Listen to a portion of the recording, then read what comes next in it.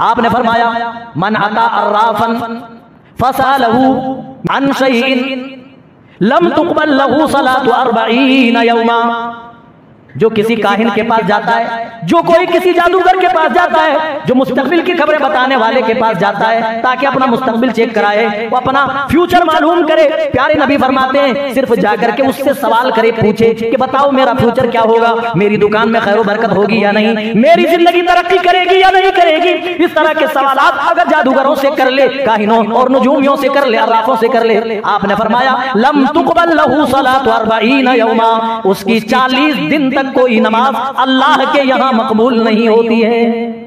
अच्छा, सिर्फ जाए, हाथ दिखाए कि देखो तो मेरा फ्यूचर कैसा है, इस पर 40 दिन की नमाज अल्लाह के यहां मकबूल नहीं होती। और जो जादूगर हाथ देख करके फ्यूचर की प्लानिंग बताए, उसके बारे में बताए कि तुम्हारे मुस्तकबिल में क्या होने वाला है, और उसकी कई भी बातों पर सामने वाला यकीन कर ले, उसका क्या हुक्म है? आपने उसके बारे में भी फरमाया, और ये सही बुखारी और मुस्लिम की रिवायतें हैं। आपने फरमाया मन अता अर्राफन औ काहिनन फसद्दक़हु बिमा यक़ूलु फ़क़द कफ़र बिमा उन्ज़िला अला मुहम्मद। जो किसी जादूगर के पास गया, जो किसी नजूमी के पास गया, जो मुस्तकबिल की खबरें बयान करने वाले के पास अपना फ्यूचर चेक कराने के लिए गया, और जादूगर ने, नजूमी ने जो कुछ कहा उस पर यकीन कर लिया, तो प्यारे नबी फरमाते हैं फ़क़द कफ़र बिमा उन्ज़िला अला मुहम्मद। तो मोहम्मद सल्लल्लाहु अलैहि वसल्लम पर अल्लाह की तरफ से जो कुछ नाजिल हुआ है उन तमाम चीजों का इनकार कर दिया।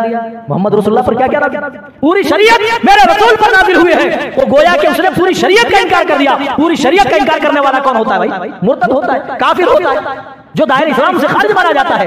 अल्लाह अकबर, इतनी खराबी इसके अंदर, लेकिन आज मुसलमान कहलाने वाला जादूगरों के पास, एस्ट्रोलॉजर के पास जा रहा है और अपना फ्यूचर मालूम करा रहा है। अरे खैर बरकत नहीं हो रही है, दुकान कब से चल रही है, मैं भी काम कर रहा हूँ, बच्चे भी कमा रहे हैं, बरकत नहीं हो रही, अब क्या करें साहब? देखो तो कोई ऐसा वैसा कोई कुछ तो नहीं है, किसी ने जादू तो नहीं करा। जादूगर के पास जाकर किस तरह जादू चेक कराना, ये इस्लाम में हराम है। अगर सिर्फ गए तो 40 दिन तक की नमाज है खत्म, कबूल नहीं, और जो कुछ कहा उसकी तस्दीक कर दी। हाँ अच्छा, कल तुम बिरयानी खाए थे? हाँ खाए। अच्छा, एक हफ्ता पहले बीमार पड़े थे? जी बीमार। उसने जो कुछ कहा उसकी तस्दीक कर दी, जी हाँ, उसके हाँ में हाँ मिलाया।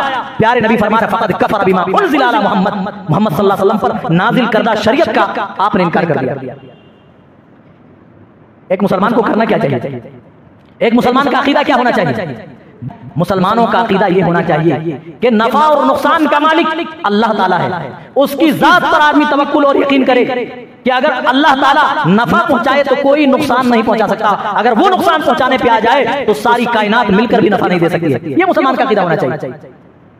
यही वजह है कि अल्लाह ताला ने प्यारे नबी को हुक्म दिया, ऐ नबी आप हुक्म सुना दीजिए, आप इनको बता दीजिए, आप अपनी उम्मत को बाखबर कर दीजिए, कुल ला अमलिकु लिनफ्सी नफ़अन वला दर्रन इल्ला मा शा अल्लाह। आप बता दीजिए, इनको बाखबर कर दीजिए, मैं तो अपने लिए भी नफा और नुकसान का मालिक नहीं हूँ। आपने खुद ऐलान फरमाया, कुरान की आयत है, अल्लाह कह रहा है, नबी को हुक्म दे रहा है, ऐ नबी आप डंके की चोट ऐलान कर दीजिए, ला अमलिकु लिनफ्सी नफ़अन वला दर्रन इल्ला मा शा अल्लाह। आप ऐलान कर दीजिए, मैं अपनी जात के लिए, खुद के लिए भी नफा और नुकसान का मालिक नहीं हूँ।